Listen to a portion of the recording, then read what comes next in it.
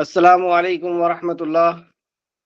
الحمد للہ ان الحمد للہ نحمده ونستعینه ونستغفره ونعوذ باللہ من شرور انفسنا ومن سیئات اعمالنا من يهده الله فلا مضل له ومن يضلل فلا هادي له واشهد ان لا الہ الا اللہ واشهد ان محمدا عبده ورسولہ۔ ہر قسم کی تعریف اور شکر اللہ رب العزت کے لیے لائق اور زیبا ہے، جو ساری کائنات کا ایک و تنہا خالق، مالک، مربی اور منتظم ہے۔ درود و سلام ہو انبیاء اکرام پر، خصوصاً نبی مکرم رحمت للعالمین امام الانبیاء محمد رسول اللہ صلی اللہ علیہ وسلم پر اور آپ کے اصحاب پر۔ معزز عزیز بچوں، الحمدللہ یہ آج ہماری سنڈے کلاس ہے تعلیم اور تربیت کی۔ تعلیم یعنی علم کا حاصل کرنا، تربیت اس پر عمل کرنا۔ تعلیم کا ہی ایک حصہ تربیت بھی ہوتا ہے۔ یہاں تعلیم سے مراد کیا ہے؟ یہاں تعلیم سے مراد قرآن و حدیث کی تعلیم ہے، علم ہے۔ علم قرآن و حدیث کا علم۔ دیکھیں، ہم لوگ جو اسکول میں علم حاصل کرتے ہیں وہ کسی ایک فیلڈ کا علم ہوتا ہے۔ فیلڈ یعنی یا تو ہم میتھ سیکھ رہے ہوتے ہیں، یا سائنس سیکھ رہے ہوتے ہیں، یا جغرافی سیکھ رہے ہوتے ہیں۔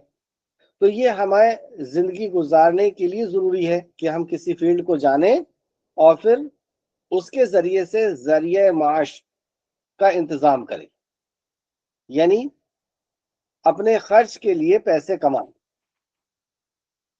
اور علم کیا ہوتا ہے؟ علم ہوتا ہے زندگی گزارنے کا طریقہ، وہ طریقہ جو آسمان سے آیا ہے، جو ہمارے خالق اور مالک کی طرف سے آیا ہے۔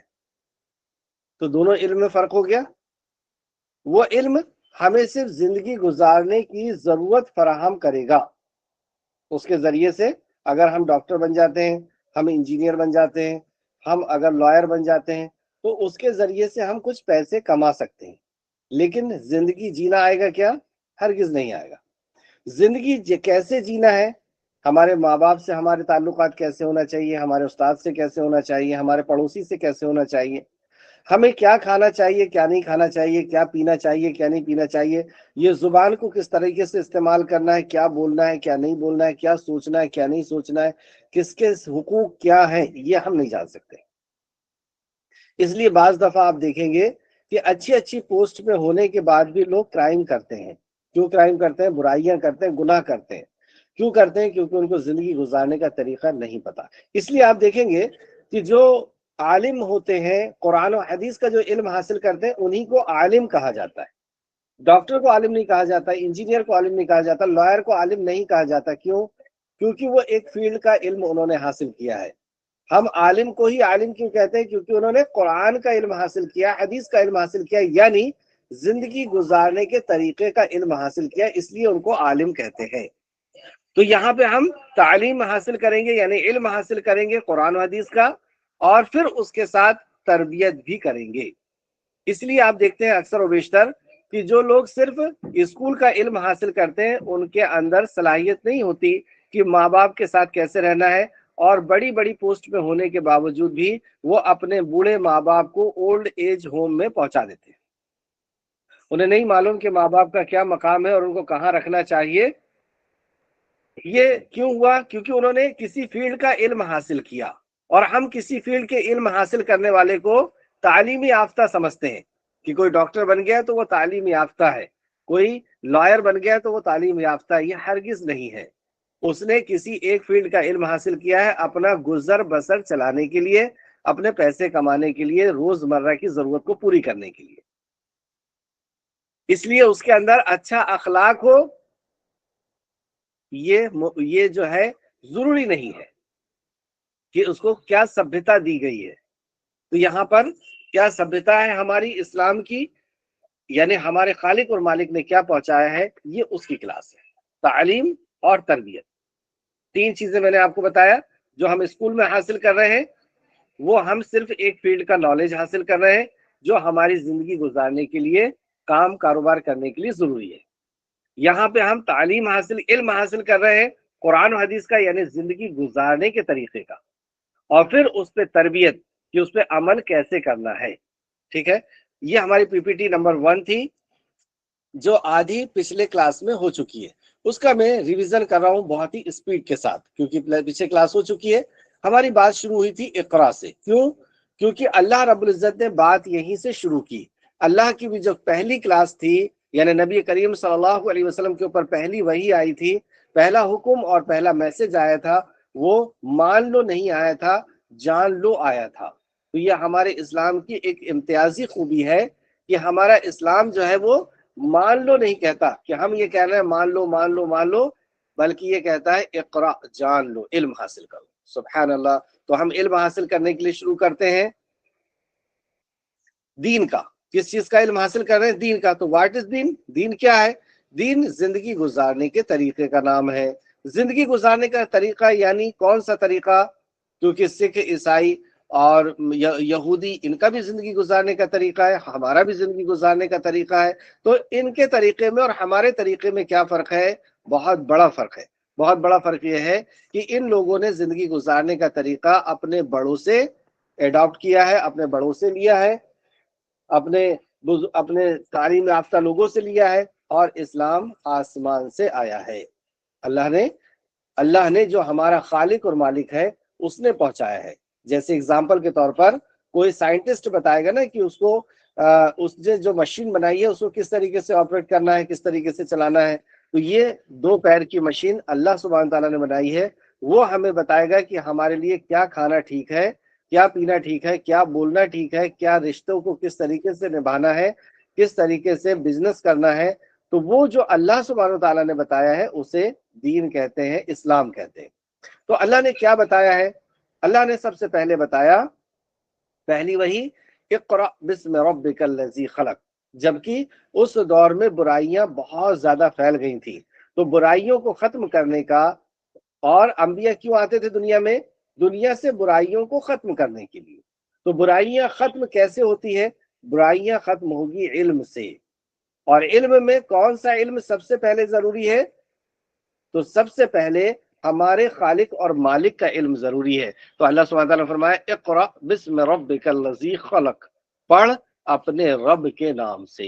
रब यानी जिसने पैदा किया है, और पैदा करके छोड़ दिया क्या? नहीं, हमारी हिफाजत भी करता है और हमारी जरूरत भी पूरी करता है। हमें पानी की जरूरत थी, उसने बेतहाशा पानी पहुंचा दिया। ऑक्सीजन की जरूरत थी, खाने की जरूरत थी, हमें कान, आंख और दिल की जरूरत थी। तो ये रब इसने पैदा किया और फिर हमारी हिफाजत भी कर रहा है और हमारी जरूरत भी पूरी कर रहा है। दूसरा देखते हैं, सूरह हुजरात में अल्लाह सुब्हानहू तआला ने फरमाया, या अय्युहल्लज़ीना आमनू इज़ जाअकुम फासिकुन, ए ईमान वालो, अगर कोई फासिक तुम्हारे पास कोई खबर लेकर आए तो तुम उसकी तहकीक करो। तो हमारी क्लास का मकसद ये है कि अल्लाह ने ये फरमाया, इकरा, जानो, इल्म हासिल करो, यानी तहकीक करो, मान मत लो, पहले रिसर्च करो। और दूसरी आयत में भी हम देखते हैं, ए ईमान वालो, अगर कोई फासिक तुम्हारे पास खबर लेकर के आए तो उसकी तहकीक करो। तो हमें पूरी क्लास में तहकीक करना है। हमारे जितने भी सब्जेक्ट हैं, ये 5 सब्जेक्ट को लेके हम चलेंगे, और ये पांचों सब्जेक्ट में हमको मान नहीं लेना है, हमें जानना है, डिस्कवर करना है, तहकीक करना है, फिर मानना है। क्यों? क्योंकि हमारे रब का यही हुक्म है कि तुम अच्छा, जानने के बाद मानेंगे तो क्या होगा? मानना है, लेकिन कब मानना है? जानने के बाद। जानने के बाद मानेंगे तो मानने में पुख्तगी आएगी, मजबूती आएगी, कॉन्फिडेंस लेवल मजबूत रहेगा। जैसे मैं ये कह रहा हूं कि आपके सामने जो डोर है इसमें सांप है, तो आप में से कुछ बच्चे मानेंगे, कुछ बच्चे नहीं मानेंगे, कुछ इनकार कर देंगे, कुछ मानेंगे और कुछ तजब्जुब में रहेंगे, पता नहीं है कि नहीं है, पता नहीं है कि नहीं है। तो जो मानेंगे वो भी कमजोर मानेंगे, उनके अंदर भी वैसा कॉन्फिडेंस और यकीन नहीं होगा। लेकिन जैसे ही आप जानेंगे, जानेंगे यानी कवर्ड को खोलेंगे, अब आपने इल्म हासिल कर लिया, जान लिया, तो अब आपका यकीन मजबूत हो जाएगा कि नहीं, यहाँ कोई सांप वाप नहीं है। और अगर होगा तो भी मजबूत हो जाएगा। और जब यकीन मजबूत होता है तो क्या होता है?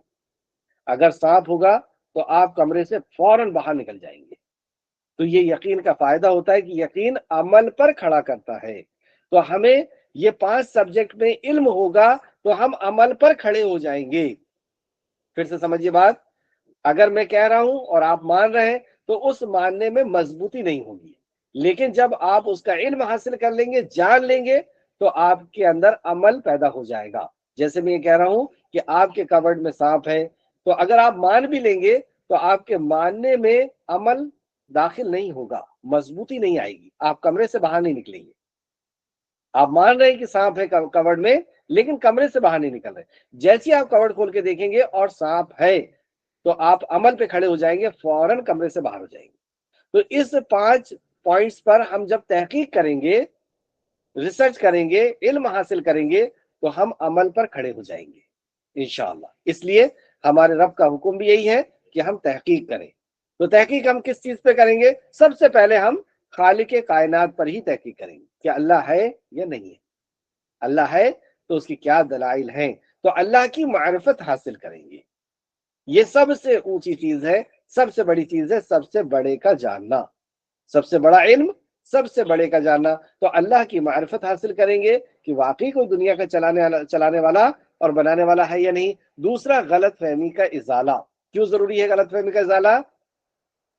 مسکنسیپشن اباؤٹ اسلام، غلط فہمیاں جو اسلام کے تعلق سے ڈال دی گئی ہے، انشاءاللہ اس کے تعلق سے میں آگے بات کروں گا۔ تیسرا ہمارا ہے اسلام کی خوبیاں۔ چوتھا ہے قرآن اینڈ ماڈرن سائنس، اور پانچواں ہے اسلامی تاریخ۔ اسلامی تاریخ میں صحابہ رضی اللہ عنہما اور لیڈرز اور سائنٹسٹ۔ چلیے مختصر سا اس کے تعلق سے تعارف سمجھتے ہیں۔ اللہ کی معرفت کیوں ضروری ہے؟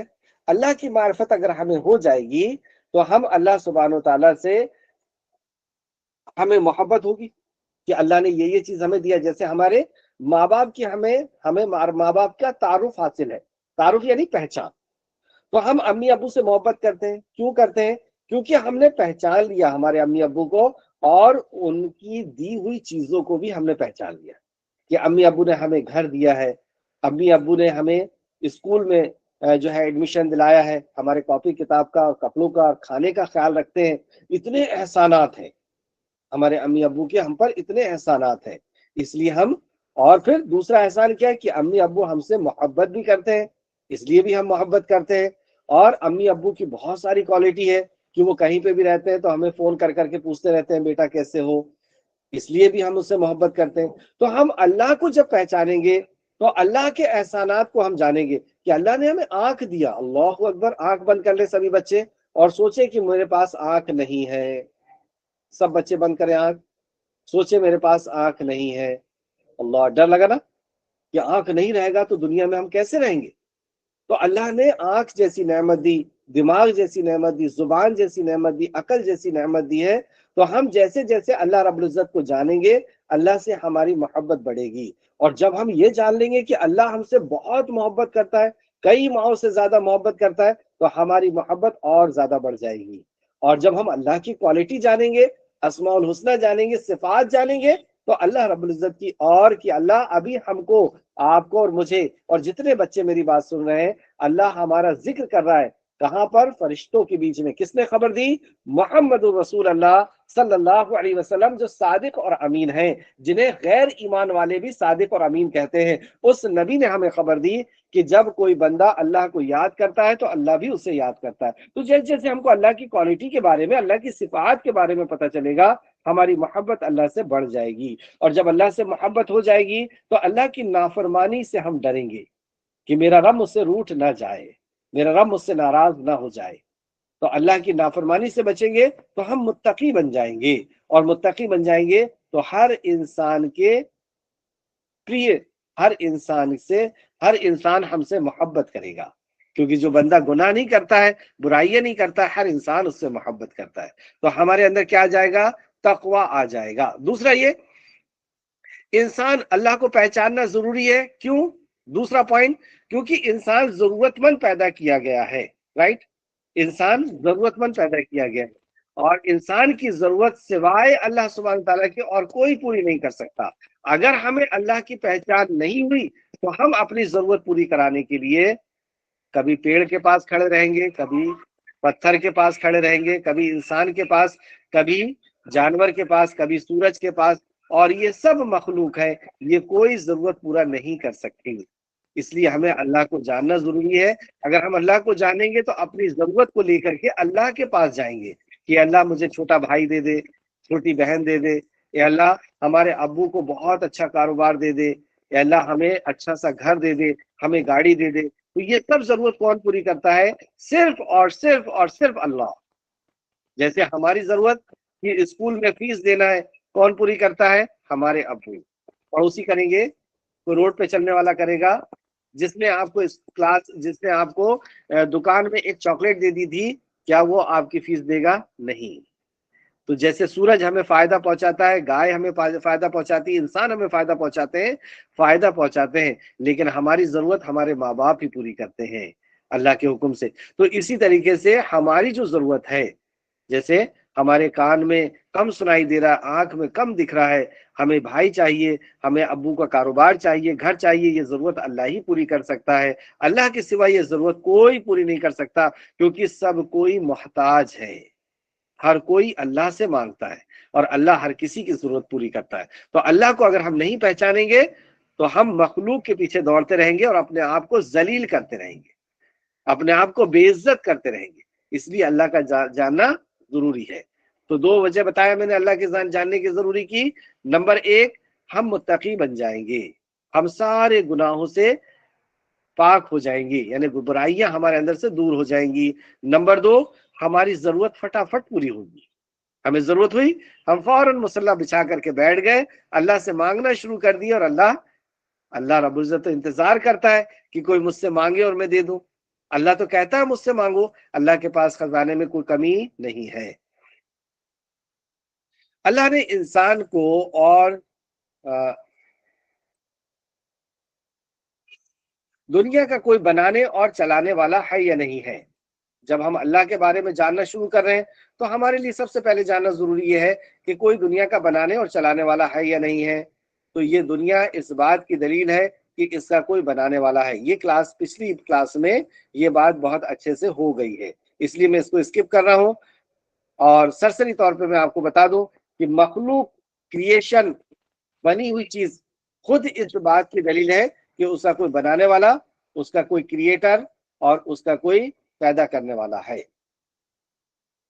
کریشن خود اس بات کی دلیل ہے کہ اس کا کوئی کریٹر ہے. تو اتنی بڑی کائنات جو ہمیں نظر آ رہی ہے، جیسے اللہ فرماتا ہے ان ربکم اللہ الذی خلق السماوات والارض فی ستۃ ایام، یقیناً تمہارا پروردگار وہ اللہ ہے جس نے ساری آسمان اور زمین 6 دن میں پیدا کیا. جس میں آسمان اور زمین، تو یہ آسمان اور زمین اپنے آپ بن سکتی ہے، یہ سورج چاند اپنے آپ بن سکتا ہے. کوئی اگر یہ کہے کہ یہ پلین اپنے آپ بن گیا اور اپنے آپ اڑتا ہے تو آپ کیا کہیں گے؟ پاگل ہو گیا ہے. اس کا پائلٹ اگر اونگ بھی لے تو یہ کریش ہو جائے گا، اونگ نہیں سکتا اس کا پائلٹ.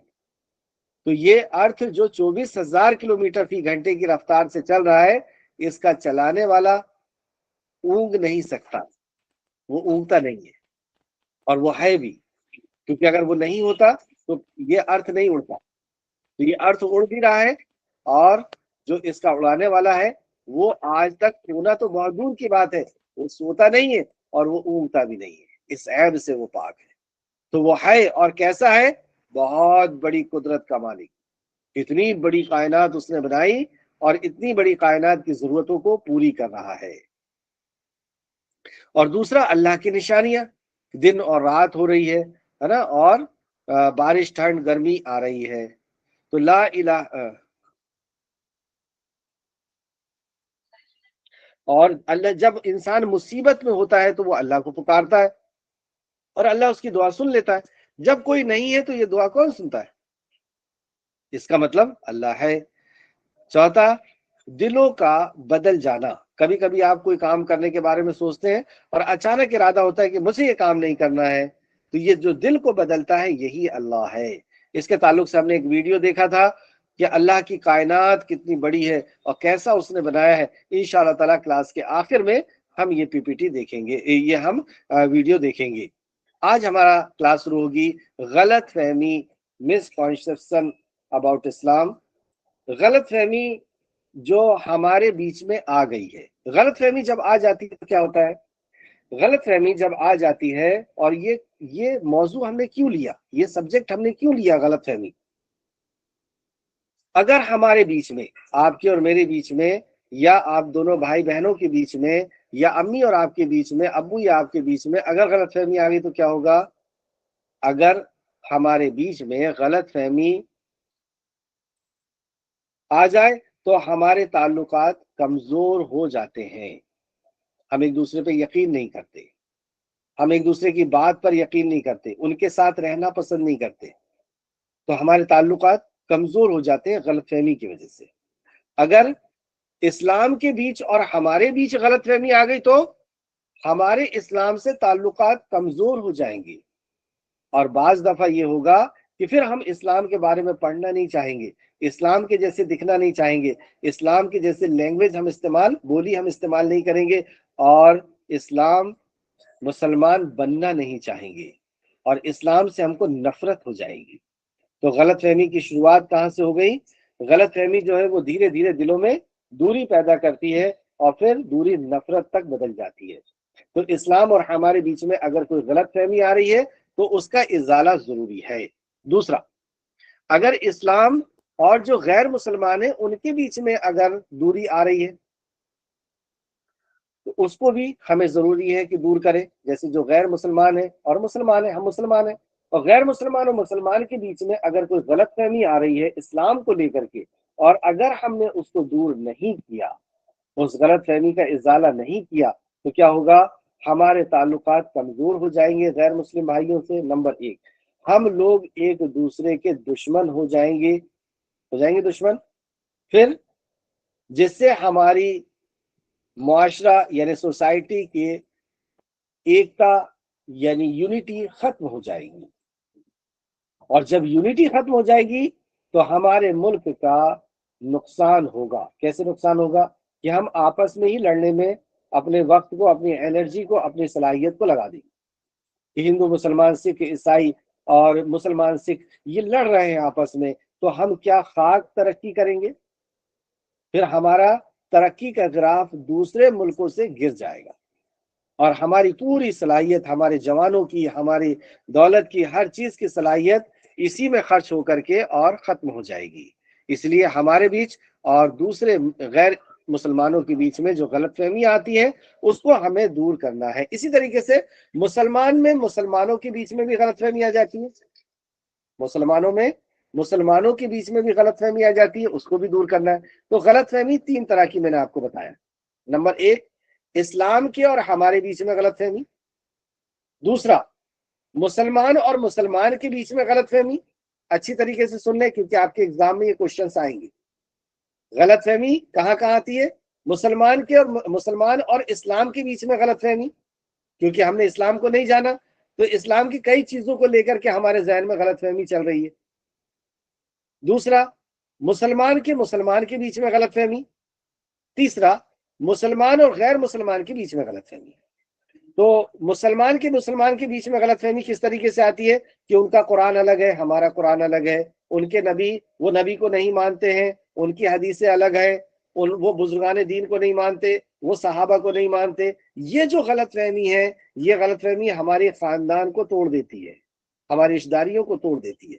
تو اس غلط فہمی کو ہم دور کریں گے انشاءاللہ۔ نمبر دو، غیر مسلمان اور مسلمان کے بیچ میں جو غلط فہمی آتی ہے، غیر مسلمان کیا سوچتے ہیں کہ مسلمان عورتوں کے اوپر ظلم کرتا ہے، مسلمان پردے کو جو ہے زبردستی عورتوں کے اوپر پردے کو لازم کر دیا ہے، مسلمان کے اندر جہاد ہے یعنی مارو کاٹو پیٹو، اسلام یہ سکھاتا ہے، کٹنا مارنا پیٹنا سکھاتا ہے، اسلام طلاق دے دیتا ہے عورتوں کو، اسلام جو ہے میں محرم کا تہوار کیوں منایا جاتا ہے، اور قربانی کیوں کی جاتی ہے نا، جانور کو جو ہے ایک اچھا بھلا بولتا چلتا جانور کو کاٹ دیا جاتا ہے، تو یہ کروڑتا ہے، یہ نفرت ہے اسلام کے اندر۔ تو یہ مسلمانوں اور غیر مسلمانوں کے بیچ میں یہ غلط فہمی آ گئی، اس لیے وہ کیا چاہتے ہیں کہ اسلام ختم ہو جائے، لیکن جب ان کو یہ غلط فہمی دور ہوگی تو پھر وہ یہ سوچیں گے کہ نہیں، اسلام ایک اچھا مذہب ہے جو ہمارے ملک میں رہنا چاہیے۔ اس لیے ہمارے لیے ضروری ہے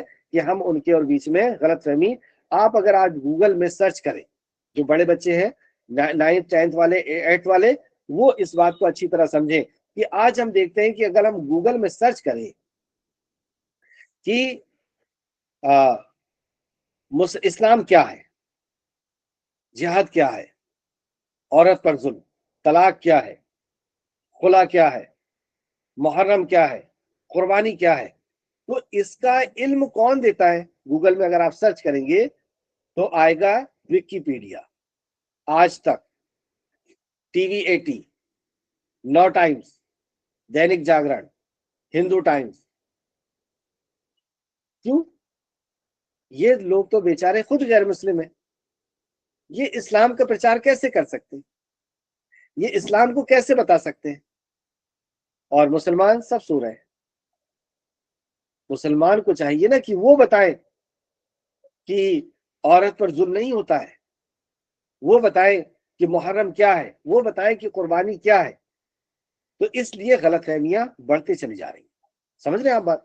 کیونکہ جب کوئی نہیں جاننے والا علم دے گا، جیسے یہ سب بھائی لوگ جو ہیں وہ غیر مسلم ہیں، اب یہ جو علم دیں گے تو کیا وہ علم صحیح ہوگا؟ لیکن ہمارے پاس صحیح علم ہے، ہم منہ بند کر کے بیٹھے ہوئے ہیں۔ تو ہمیں پہلے صحیح علم حاصل کرنا ہے، پھر یہ غلط فہمی دور کرنا ہے، تاکہ سارا انسان ایک ہو جائے۔ چلیں آگے چلتے ہیں۔ مسکنسپشن میں ہم نے پچھلے ہفتے پڑھا تھا اسلام میں عورتوں پر ظلم ہوتا ہے۔ تو آپ لوگوں نے سب نے جانا کہ اسلام کے پہلے عورتوں پہ ظلم تھا۔ اسلام تو پہلے سے ہے، آدم علیہ السلام سے ہے، لیکن عیسیٰ علیہ السلام کے جانے کے 600 سال بعد اسلام میں بہت ساری برائیاں آ گئی تھی، مطلب لوگوں نے برائیاں ڈال دی تھی، وہ برائیاں بہت ہو گئی تھی اور عورتوں پہ بہت ظلم ہوتا تھا۔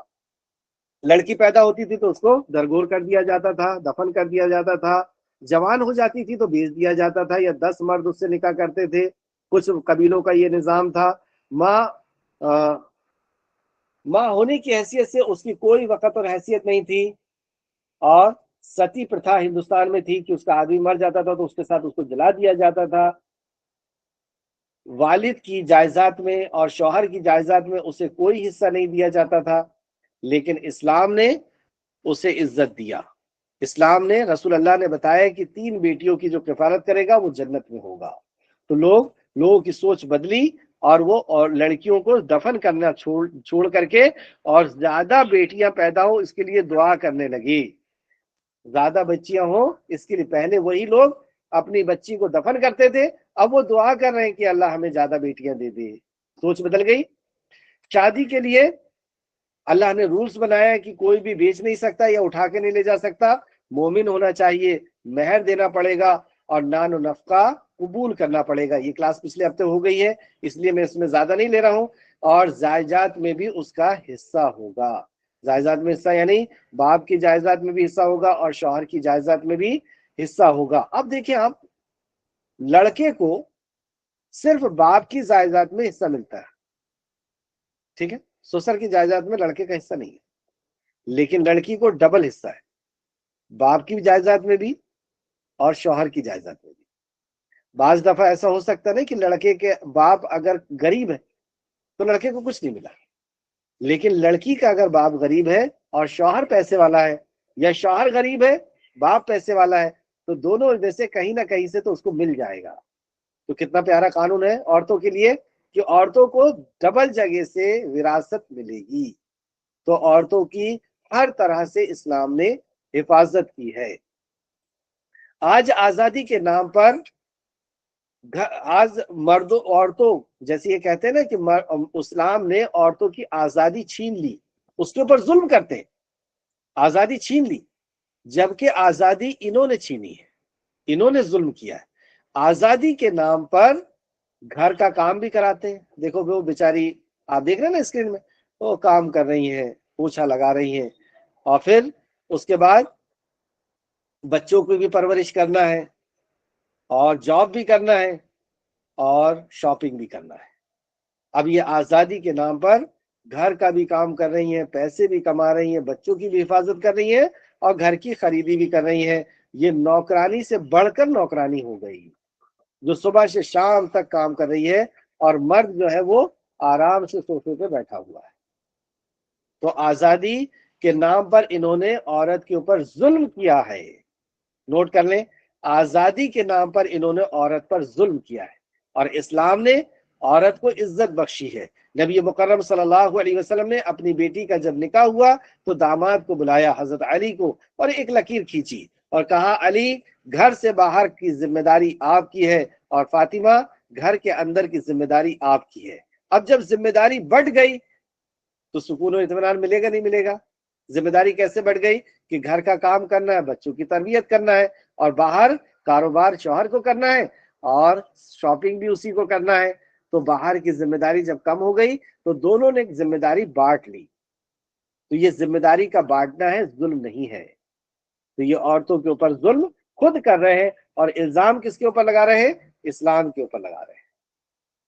اگر یہ غلط فہمی ہم ان کی دور کریں گے اور ان کی بیویوں کو جا کے بتائیں گے کہ آپ کے ساتھ آزادی کے نام پہ کیا ہو رہا ہے، آپ صبح سے شام تک چکی کے جیسے جو دوڑ رہی ہیں، کولو کے بیل کے جیسے صبح سے شام تک دوڑ رہی ہیں، اور آزادی کے نام پر ایک تو آپ کے کپڑے بھی کم کر دیے کہ ہر کوئی آپ کو دیکھ کر کے، اور اللہ اکبر۔ چلے تیسرا دیکھتے ہیں، اسلام کی خوبیاں۔ اسلام کی خوبیاں جاننا کیوں ضروری ہے؟ یہ سبجیکٹ ہم نے کیوں لیا؟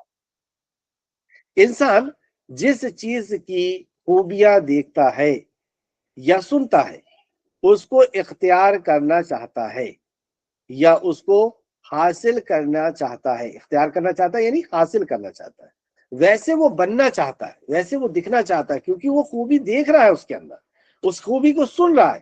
تو جو خوبیاں کے بارے میں وہ سنتا ہے ویسا وہ بننا چاہتا ہے۔ آپ کی کاؤنسلنگ نہیں کی گئی ہے۔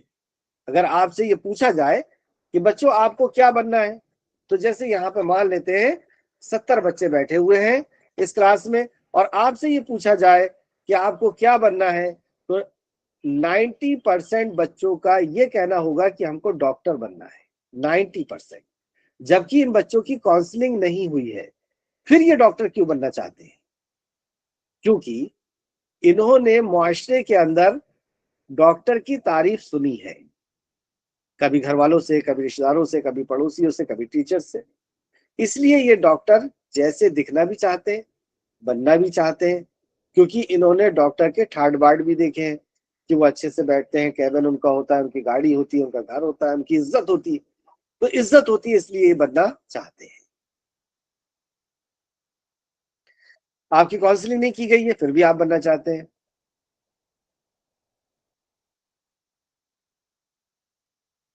اور ہم عالم نہیں بننا چاہتے یا مسلمان نہیں بننا چاہتے،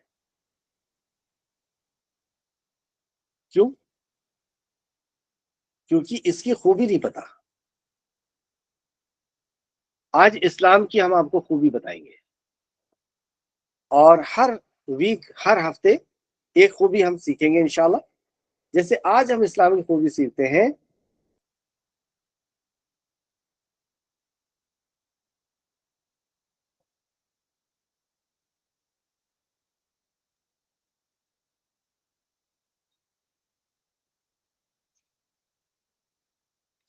اسلام کی خوبی۔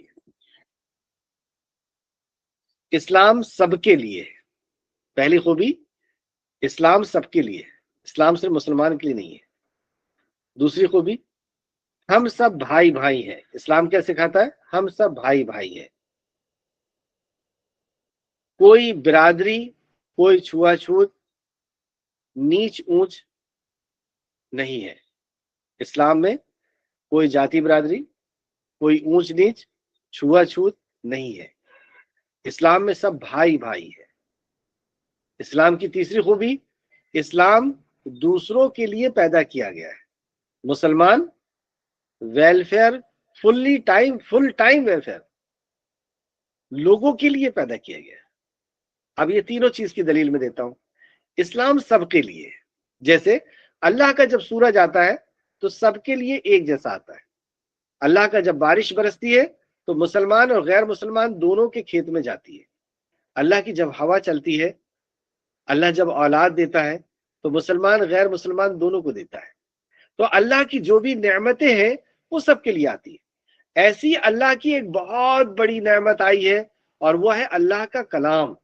تو اللہ کا کلام صرف مسلمان کے لیے نہیں آیا. شہر رمضان الذی انزل فیہ القرآن ھدی للناس، رمضان وہ مہینہ ہے جس میں قرآن نازل کیا گیا، ھدی للناس جو لوگوں کے لیے ہدایت. اللہ ناس سب کے لیے ہدایت، صرف مسلمان کے لیے قرآن نہیں آیا، ساری انسانیت کے لیے آیا. محمد رسول اللہ نے کہا میں تم سب کے طرف اللہ کا رسول بنا کر کے بھیجا گیا ہوں. تو محمد رسول اللہ سب کے لیے آئے ہیں. اور اسی طریقے سے اسلام، ان الدین عند اللہ الاسلام، اللہ رب العزت کے نزدیک دین جو ہے وہ اسلام ہے، اور اسلام کو اللہ نے ساری انسانیت کے لیے پہنچایا ہے اور پسند کیا ہے. تو دین اسلام جو ہے وہ سب کے لیے ہے. ہم نے بانٹا نہیں ہے کہ ہم الگ ہیں تم الگ. ہم نے یہ کہا کہ ہم سب کا خالق اور مالک ایک ہے، اللہ. ہم نے یہ کہا کہ اسی نے سورج چاند زمین و آسمان بنایا، جس نے تمہیں بنایا اس نے ہمیں بنایا. تمہارا بھی مالک وہی، ہمارا بھی مالک وہی. تم ہمارے بھائی ہو، تم ہمارے بھائی ہو. یہ کہاں فرمایا اللہ نے؟ یا ایھا الناس اتقوا ربکم الذی خلقکم من نفس واحدة وخلق منها زوجها وبث منهما رجالا كثيرا ونساء واتقوا الله الذي تساءلون به والأرحام ان اللہ كان عليكم رقيبا. یا ایھا الناس، اے مانو جاتی کے لوگوں، اے انسانیت. یا ایھا الناس یا ایھا الناس اتقوا ربکم الذی، ڈرو اپنے پالنہار سے جس نے تمہیں پیدا کیا، جو تمہارا خالق ہے، تمہارا رب ہے. یا ایھا الناس اتقوا ربکم الذی خلقکم من نفس واحدہ، جس نے تمہیں ایک نفس سے پیدا کیا، ایک انسان سے. منہا زوجہا، اور اسی سے اس کی جوزہ پیدا کیا. جوزہ اسی کے مطلب اس کی بیوی پیدا کیا. بس منہما رجالا کثیرا ونساء، اور ان دونوں کے ذریعے سے انسانیت کو زمین میں پھیلا دیا.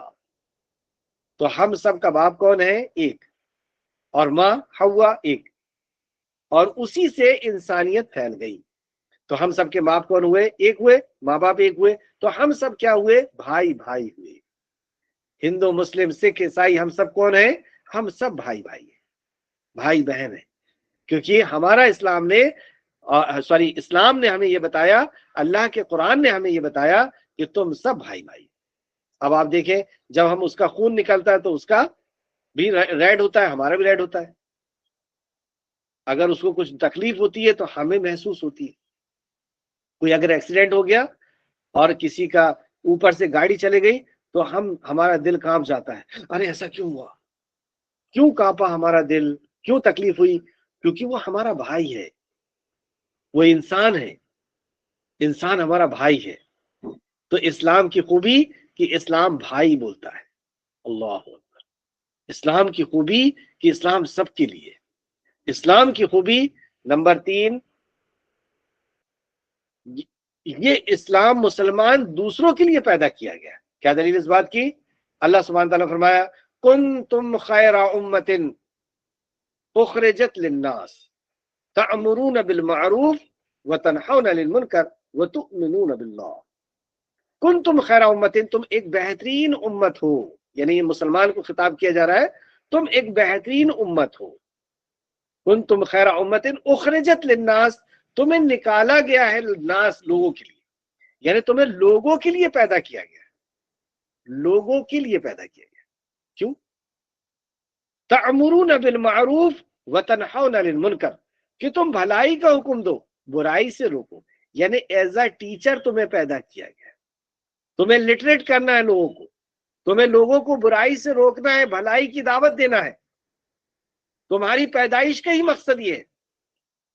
اب بتایا مسلمان کی پیدائش کا مقصد یہ ہے کہ وہ لوگوں کو لٹریٹ کرے، برائی سے روکے، بھلائی کی دعوت دے. لیکن مسلمان کیا اس کام کو کر رہا ہے؟ اگر وہ کر رہا ہے تو وہ لوگوں کو بتائے کہ ہمارا مقصد تمہیں کاٹنا مارنا نہیں ہے، ہمارا مقصد تمہارے بیچ میں جدائی پیدا کرنا نہیں ہے، तफरका पैदा करना नहीं है। हमारा मकसद तुम्हें लूटना नहीं है, हमारा मकसद तुम्हें धोखा देना नहीं है, तुम्हारी चोरी करना नहीं है। हमारा मकसद, हमें तो पैदा ही तुम्हें लिटरेट करने के लिए किया गया है कि हमारे पास कुरान है और उस कुरान से हमारे पास हदीस है और उस हदीस से हम तुमको लिटरेट करें, इसलिए हमको पैदा किया गया है। ये खूबी है इस्लाम की। तो आज के दिन हम ये 3 खूबी को जानेंगे। और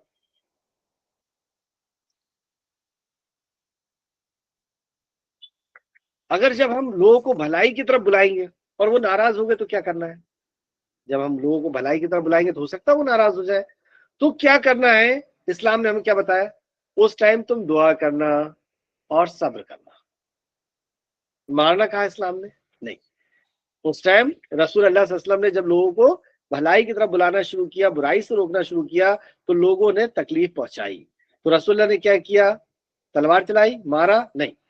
सब्र किया और उनके लिए दुआ की, क्योंकि वो लिटरेट नहीं है ना, वो इल्म नहीं रखते हैं, इसलिए वो आपके ऊपर अटैक करेंगे। चलें आगे चलते हैं। चौथा हमारा है इस्लाम and modern science. Islam and modern science, ये सब्जेक्ट हमने क्यों लिया?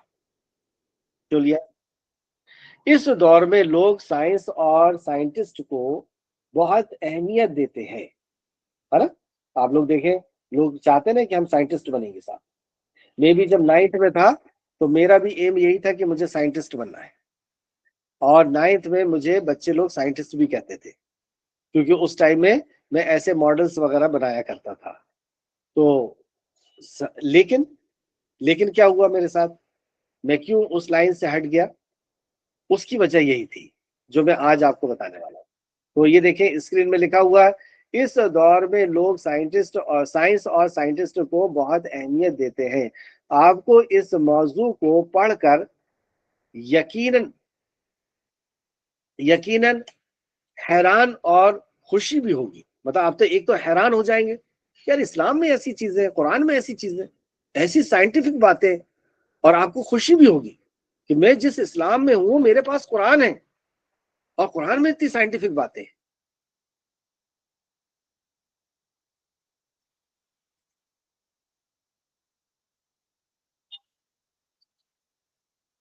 क्योंकि जब आप ये देखेंगे कि साइंटिस्ट ने खोज करके जो बात बताई है वो इस्लाम ने 1450 साल पहले बता दी थी, यानी कई जिंदगियां लग गई, लाखों डॉलर्स लग गए, और साइंटिस्ट रिसर्च करके एक बात को उसने लेकर के आया, और वो बात कुरान में पहले से लिखी हुई है। कुरान में वो बात कैसे लिखी हुई है? पहले से रेगिस्तान में बैठ करके, आज से 1450 साल पहले,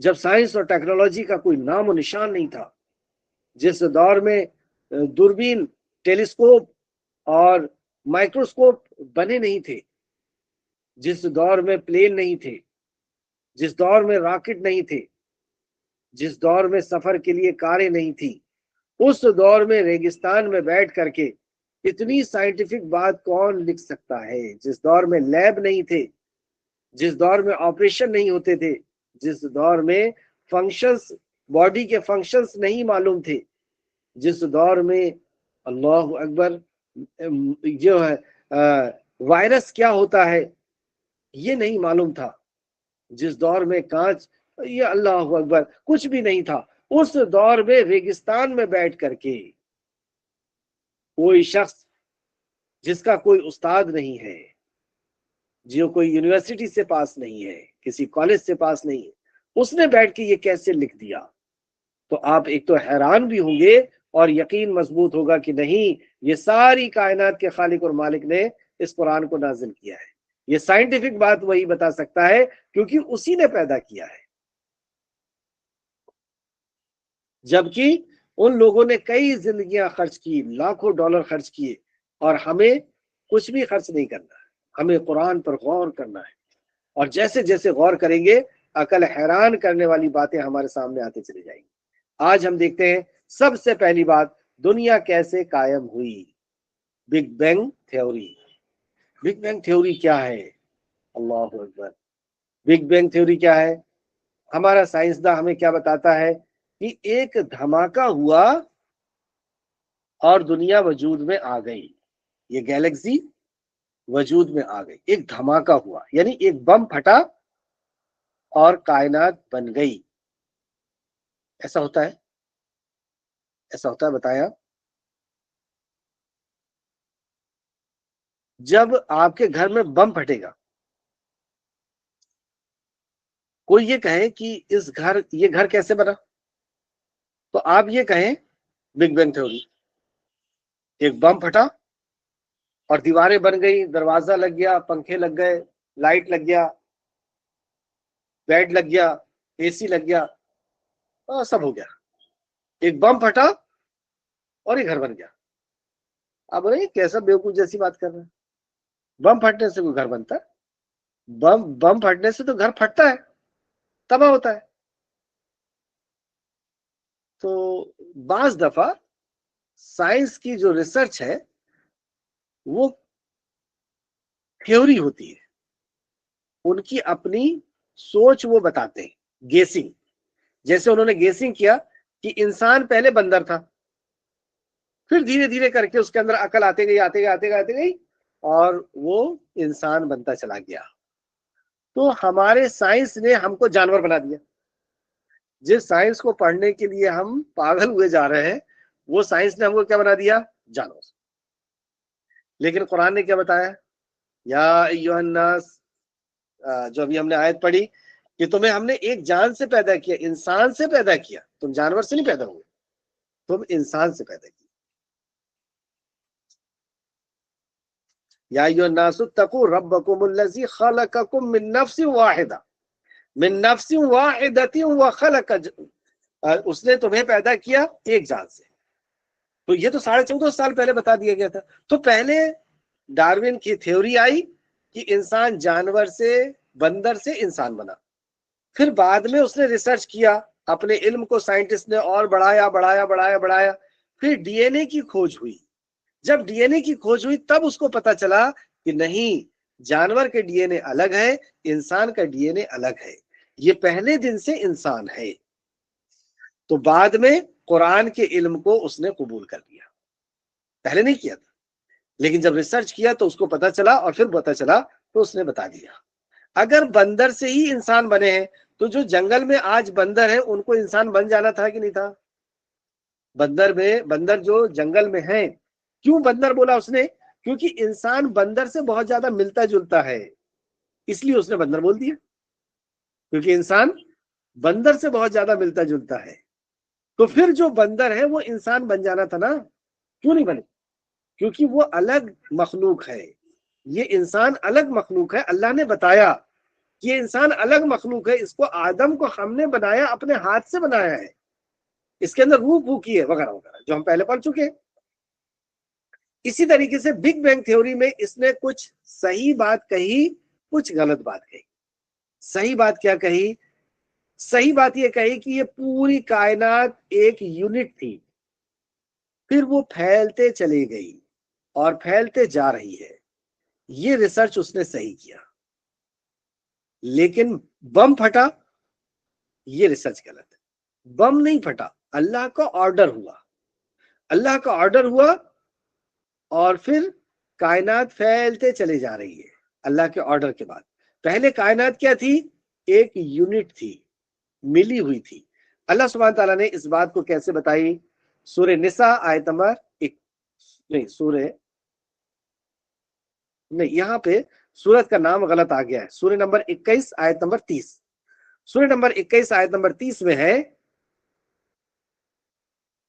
اولم یر الذین کفروا، کیا نہیں دیکھا کافروں نے؟ سماوات والارض، کہ آسمان اور زمین، دیکھیں ترجمہ دیکھتے ہیں، جن لوگوں نے کفر اپنا لیا ہے، کیا انہوں نے یہ معلوم نہیں کیا کہ ساری آسمان اور زمین بند تھی؟ جن لوگوں نے کفر کیا، کیا ان لوگوں نے معلوم نہیں کیا؟ یعنی انہیں معلوم کرنا چاہیے، علم حاصل کرنا چاہیے۔ کس کا علم؟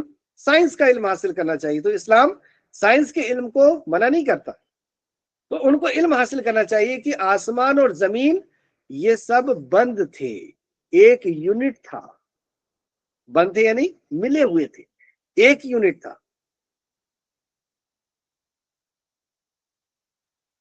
سارا آسمان اور زمین بند تھے، پھر ہم نے انہیں کھول دیا، اس ایک یونٹ کو ہم نے کھول دیا، اور کھول دیا یعنی اب وہ کھولتے چلے جا رہے ہیں، تو دنیا پھیلتی چلی جا رہی، پوری گیلیکسیاں پھیلتی چلی جا رہی، تو یہ پھیلایا ہے اللہ نے سسٹمیٹک طریقے سے۔ سورہ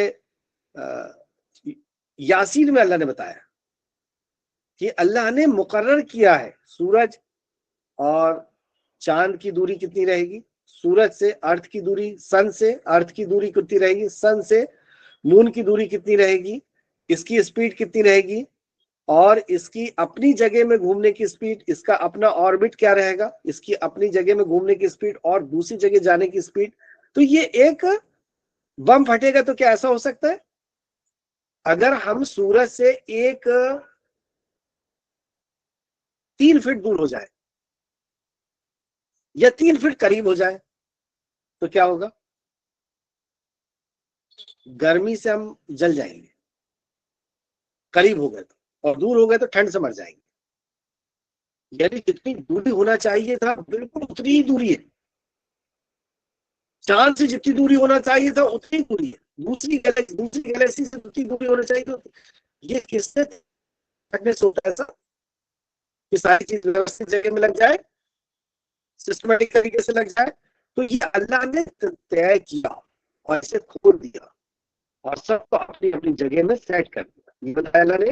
اور کیا پھر اور پانی سے ہر جاندار چیز پیدا کی، پھر دوسری سائنٹیفک بات کہ ہم نے پانی سے ہر چیز پیدا کی۔ اب آپ ریسرچ کر کے دیکھیں کہ ارتھ پہلے جل رہا تھا، بہت تیز تھا، پھر اس میں پانی آیا اور پانی سے زمین کو ٹھنڈا کیا گیا، اور پھر پانی سے ہر مخلوق پیدا ہونا شروع ہوئی۔ اللہ اکبر! اتنی سائنٹیفک بات آج سے 14.5 سال پہلے ریگستان میں بیٹھ کے کون لکھ سکتا؟ یہ انسان کا کلام نہیں ہے، یہ اللہ کا کلام ہے جس نے اس کائنات کو بنایا۔ کیا پھر یہ ایمان نہیں لائیں گے؟ اتنی بڑی حقیقت کو جاننے کے بعد بھی کیا یہ ایمان نہیں لائیں گے؟ آپ یہ دیکھیں نا، یہ بگ بینگ تھیوری یہ کتنے سالوں کی محنت کا نتیجہ ہے، کئی سائنٹسٹ مر گئے، ریسرچ ہوئی، تو اس کے بعد کی ریسرچ کیا، پھر تیسرے سائنٹسٹ نے آ کے اس کے بعد کی ریسرچ کیا، کروڑوں ڈالر خرچ ہوئے، جب جا کر کے انہوں نے بتایا کہ یہ پوری کائنات ایک یونٹ تھی۔ اللہ رب العزت نے ایک لفظ میں بتا دیا، کتنے پیسے بچ جاتے؟ اگر مسلمان پڑھیں تو ان کے کتنے پیسے بچیں گے، کتنی زندگیاں بچیں گی۔ تو ہمیں زندگی یہاں نہیں خرچ کرنی، ہمیں تو آخرت کی تیاری کے لیے خرچ کرنی۔ دنیا ہر مخلوق کیسے پیدا ہوئی، کس چیز سے پیدا ہوئی؟ پانی سے پیدا ہوئی۔ اس ریسرچ میں کتنے ڈالر خرچ ہوئے؟ ایسی میں آپ کو ہر ہفتے ریسرچ بتاؤں گا جو لوگوں نے کیے ہیں، سائنٹسٹوں نے، اور وہ پہلے سے موجود تھی اور بعد میں نے سر پکڑ لیے کہ اتنا لاکھوں روپے خرچ کر کے ہم جہاں آئے ہیں وہ پہلے سے لکھا ہوا ہے۔ ہر ہفتے میں آپ کو ایسی نئی ریسرچ کے بارے میں بتاؤں گا انشاءاللہ۔ اس تعلق سے ایک ویڈیو ہے، وہ ویڈیو آپ دیکھیں گے، اپنی تاریخ۔ چلے ایک اور سبجیکٹ چھوٹ گیا ہے، اپنی تاریخ۔ وقت ہو چکا ہے، انشاءاللہ تعالیٰ اگلے ہفتے اپنی تاریخ سے ہی ہم بات کو شروع کریں گے، تاکہ وہ جو ہے پچھلی کلاس کا ریویژن نہیں کریں گے، کیونکہ 2 بار ریویژن ہو چکا ہے۔ اب اپنی تاریخ سے شروع کریں گے اور پھر انشاءاللہ تعالیٰ آگے ہم چلیں گے۔ آخر میں اللہ رب العزت سے دعا ہے کہ خالق کے مالک جو کچھ بھی ہم نے پڑھا اس پہ ہمیں مزید غور و فکر کرنے کی توفیق عطا فرما، جب تک ہمیں زندہ رکھ، ایمان، اخلاص اور عمل صالح کے ساتھ ہمیں زندہ رکھ، ہمارا خاتمہ بالخیر فرما اور نیکوکاروں کے ساتھ ہمارا شمار فرما دے، آمین یا رب العالمین۔ ہم نمازوں میں اللہ اکبر کی صدائیں بلند کرتے ہیں، کبھی آپ نے سوچا کہ اللہ اکبر یعنی اللہ سب سے بڑا ہے، اس کا حقیقی مطلب کیا ہے؟ آئیں آج ہم آپ کو اس کا حقیقی مطلب سمجھاتے ہیں۔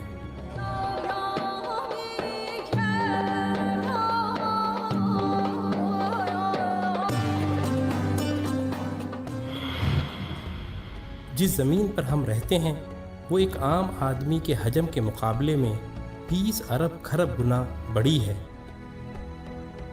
جبکہ ہمارا سورج ہماری زمین سے 10 لاکھ گنا بڑا ہے۔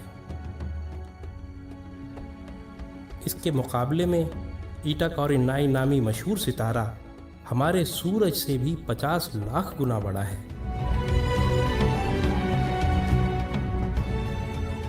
اس کے بعد بیٹل جوس نامی ستارے کا نمبر آتا ہے جو ہمارے سورج سے 30 کروڑ گنا بڑا ہے۔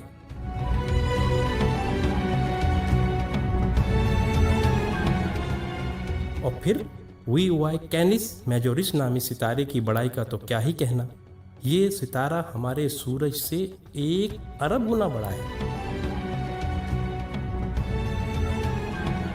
کیا آپ کو معلوم ہے کہ جس کہکشاں میں ہم رہتے ہیں اس کا نام ملکی وے ہے، اور ہماری صرف اس ایک کہکشاں میں ہمارے سورج جیسے 300 ارب سے زائد سورج موجود ہیں۔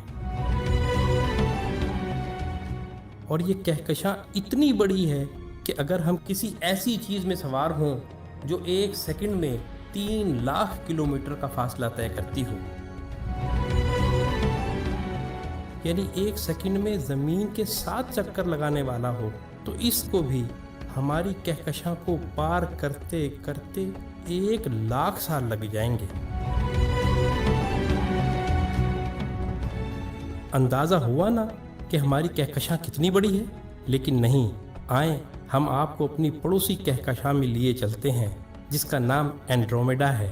وہ ہماری کہکشاں سے 2 گنی ہے، یعنی 2 لاکھ نوری سال وسیع و عریض، لیکن یہ بھی چھوٹی ہے۔ M81 نامی کہکشاں ہماری کہکشاں سے 60 گنا بڑی ہے، جبکہ IC 1011 نامی کہکشاں ہماری کہکشاں سے 600 گنا بڑی ہے۔ اب سمجھ آ رہا ہے نا اللہ اکبر کا کیا مطلب ہے؟ اللہ اکبر اللہ اکبر۔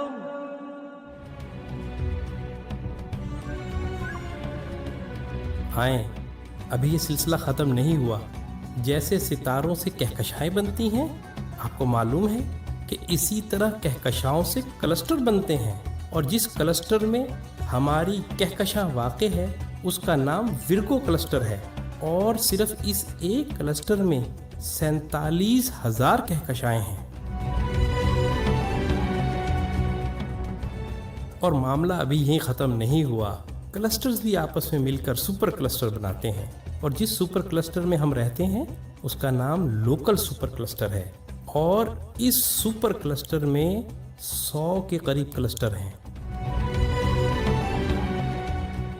اور اس سپر کلسٹر جیسے کم و بیش 1 کروڑ سپر کلسٹر ہماری کائنات میں موجود ہیں، جو ایک عظیم جال میں معمولی نقطوں کی مانند نظر آتے ہیں، اور ان سب کو صرف ایک ذات یعنی اللہ تعالیٰ نے بنایا ہے۔ تو اندازہ ہوا کہ اللہ کتنا بڑا ہے۔ یہی وہ کبریائی ہے جس کو قرآن سورہ زمر میں یوں بیان کرتا ہے، اور انہوں نے اللہ کی قدر ہی نہ کی جیسی اس کی قدر کرنے کا حق تھا۔ اس کی بڑائی کا یہ حال ہے کہ قیامت کے دن زمین اس کی مٹھی میں ہوگی اور تمام آسمان اس کے سیدھے ہاتھ میں لپٹے ہوں گے۔ یہ ہے اللہ اکبر کا صحیح مطلب۔ کی موجودہ سائنس کے مطابق ہماری کائنات ایک بڑے دھماکے یا بگ بینگ کے ذریعے مارز وجود میں آئی، مگر قرآن کریم نے اس کا ذکر 1400 سال قبل کیا، جب انسان کسی طرح کا کوئی سائنسی یا فلکی علم نہیں رکھتا تھا، اور 21ویں صدی آج اسے سچ مانتی ہے اور اس کی مکمل تائید کرتی ہے۔ کائنات میں ایک بڑے دھماکے کے ذریعے سپیس اور ٹائم یعنی خلا اور وقت تخلیق ہوئے۔ یہ دھماکہ یا بگ بینگ تقریباً 15 کھرب سال پہلے وقوع پذیر ہوا، اور ایک واحد نقطے کے ذریعے دھماکے سے پوری کائنات وجود میں آئی۔ जबकि इस धमाके से पहले मादा नामी कोई चीज़ वजूद नहीं रखती थी और ना ही ताकत और ना ही वक्त का कोई वजूद था। आज की मौजूदा साइंस के मुताबिक ये तीनों चीज़ें तख्लीक की गई हैं। मौजूदा दौर की इस अजीमुश्शान दरियाफ्त को कुरान करीम 1400 साल पहले कुछ यूं बयान करता है। ये नहीं देखते कि सब आसमान और ज़मीन बाहम मिले हुए थे, यानी कि एक नुक्ते में बंद थे, तो हमने उनको फाड़ कर जुदा कर दिया। कुरान पाक का ये नज़रिया बिल्कुल बिग बैंग के नज़रिए से मुताबिकत रखता है। लिहाजा 1400 साल कबल इसकी तख्लीक के बारे में अगर कोई बता सकता है तो वो सिर्फ़ और सिर्फ इसके बनाने वाला यानी सिर्फ अल्लाह ही की ज़ात है, और ये बात साबित करती है कि कुरान करीम अल्लाह ताला का ही कलाम है। दोस्तों, बिग बैंग के दूसरे मरहले के बारे में साइंस बयान करती है कि बिग बैंग के बाद अगले 3 लाख साल तक कायनात में एटमी ज़रात के बादल छाए रहे, जिनको एक तरफ कायनात में मौजूद डार्क एनर्जी फैला रही थी, वहीं दूसरी तरफ कशिश सकल यानी ग्रेविटेशनल फोर्स आपस में मिला रही थी। इस कशमकश में आखिरकार कशिश सकल जीत गई और यूं कायनात में बिखरे इन्हीं ज़रात के ज़रिए सियारे, सितारे और कहकशाएं वजूद में आईं। जबकि कुरान करीम ने इस बिग बैंग के दूसरे मरहले को भी यूं बयान किया है, और फिर हम आसमान की तरफ मुतवज्जा हुए और वो इस वक्त धुआं था, तो इसने इस आसमान और ज़मीन को हुक्म दिया कि तुम दोनों वजूद में आ जाओ, चाहे खुशी से या चाहे ज़बरदस्ती। तो उन्होंने कहा कि हम बखुशी हुक्म बजा लाकर वजूद में आते हैं। दोस्तों, इसके बाद बिग बैंग के तीसरे मरहले के मुतालिक साइंस कहती है कि डार्क एनर्जी इतनी ताकतवर है कि तमाम कहकशाएं मुसलसल एक दूसरे से 1 सेकंड में 3 लाख किलोमीटर या स्पीड ऑफ लाइट से दूर होती जा रही हैं, और हमारी कायनात मुसलसल एक गुब्बारे की मानित फैल रही है।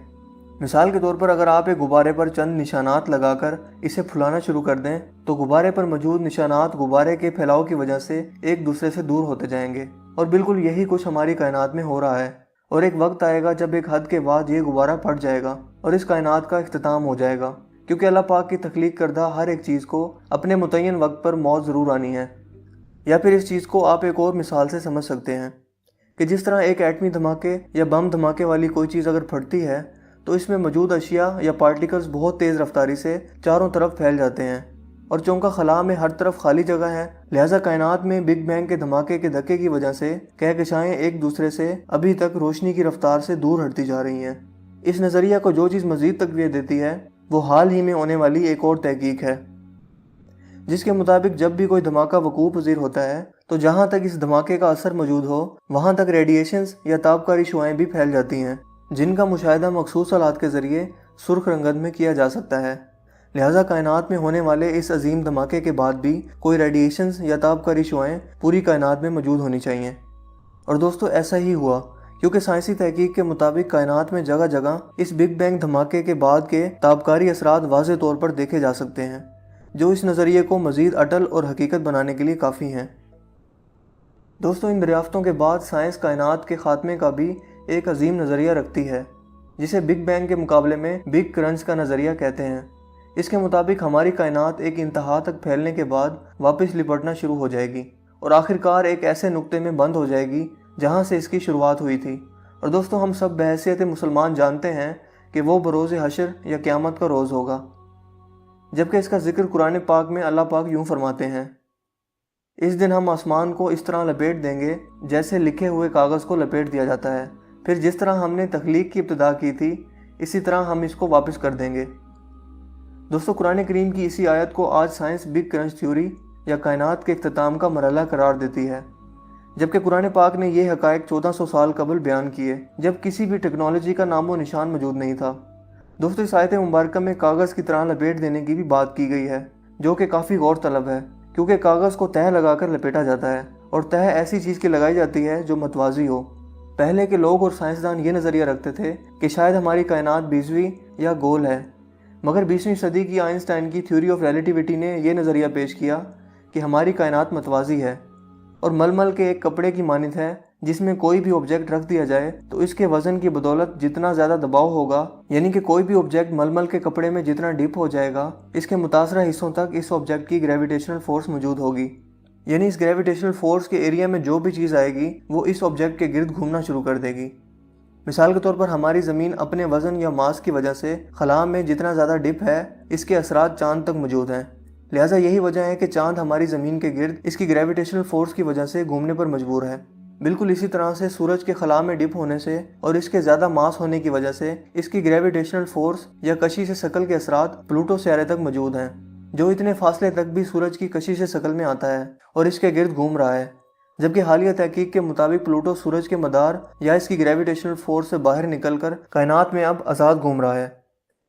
دوستو، کائنات کی تخلیق اور خاتمے کے جو نظریے آج کی ترقی یافتہ سائنس پیش کرتی ہے وہ رب کریم نے 1400 سال قبل واضح طور پر بیان کر دی ہے، مگر پھر بھی یہ لوگ اس سے کچھ سبق نہیں لیتے اور اپنی ہٹ درمی اور ضد پر قائم ہے۔ بے شک کائنات کی پیچیدگیوں، اسے بنانے اور اس کے خاتمے کے بارے میں صرف وہی ذات بیان کر سکتی ہے جو اس کی تخلیق کرنے والی ہو، اور وہ صرف اور صرف اللہ پاک کی ذات ہے۔